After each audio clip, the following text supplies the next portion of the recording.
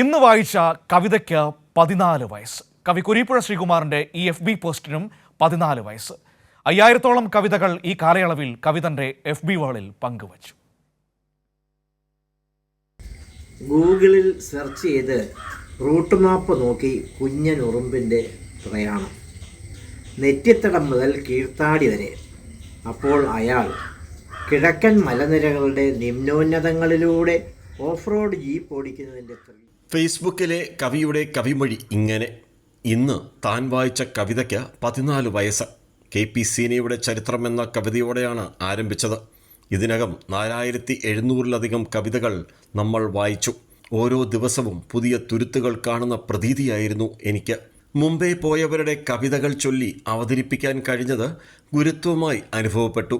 കവിതകളോട് കവി കുരീപ്പുഴ ശ്രീകുമാറിൻ്റെ പ്രണയം നിറഞ്ഞ വാക്കുകളും മറ്റൊരു പ്രാസവും ഇതിവൃത്തവുമുള്ള കവിതയായി മാറി.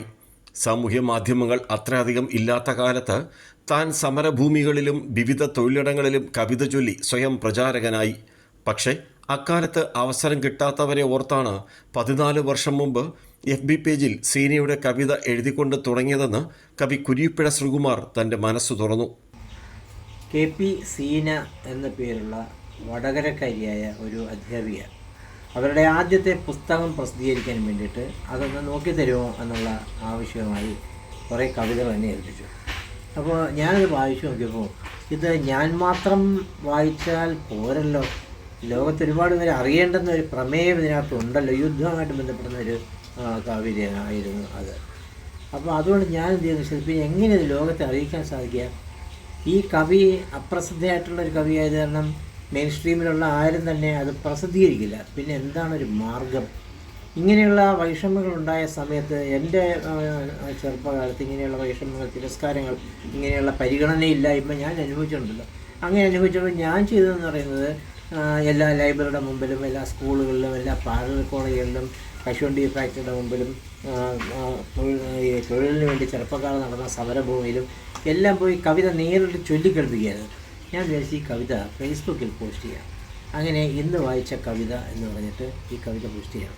വയനാട് ദുരന്തമാണ് ഈ കാലയളവിൽ ബാധിച്ച ഏറ്റവും വലിയ വേദന.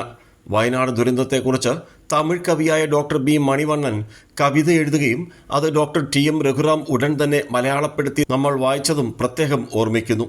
വൈദേശികരായ കവികളെയും ഇന്ത്യയിലെ കവികളെയും അവരുടെ കവിതകളെയും 14 വർഷം കൊണ്ട് കവി കുരീപ്പുഴ ശ്രീകുമാർ നിരന്തരം പരിചയപ്പെടുത്തിക്കൊണ്ടിരിക്കുകയായിരുന്നു. ഈ ചെറിയ ചെറിയ മാസികകളിൽ എഴുതുന്ന കവികളുണ്ടല്ലോ, അവരുടെയും കവിതയ്ക്കകത്ത് എന്തെങ്കിലും പ്രത്യേകത ഉണ്ടാകും, എന്തെങ്കിലും ഒരു ഔട്ട്സ്റ്റാൻഡിംഗ് ആയിട്ടുള്ള ഒരു സമീപനം ഏതെങ്കിലും കവിതയിലുണ്ട് എന്ന് എനിക്ക് തോന്നിയാൽ ആ കവിത ആ മാസികയുടെ പ്രചാരം ശ്രദ്ധിക്കാതെ തന്നെ അതെടുത്ത് ഞാൻ ഇതിനകത്ത് പോസ്റ്റ് ചെയ്തിട്ടുണ്ട്. എല്ലാ കൂട്ടുകാർക്കും നന്ദി. നാളെ രാവിലെ കാണാം. മന്ദസ്മിത ഇമോജിയോടെ കവി തൻ്റെ FB കൂട്ടുകാരോട് പ്രതീക്ഷയുടെയും പ്രത്യാശയുടെയും ലാൽ സലാം പറഞ്ഞ് ഇന്നത്തേക്ക് പോസ്റ്റ് അവസാനിപ്പിച്ചു. രാജ്കുമാർ, കൈരളി ന്യൂസ്, കൊല്ലം.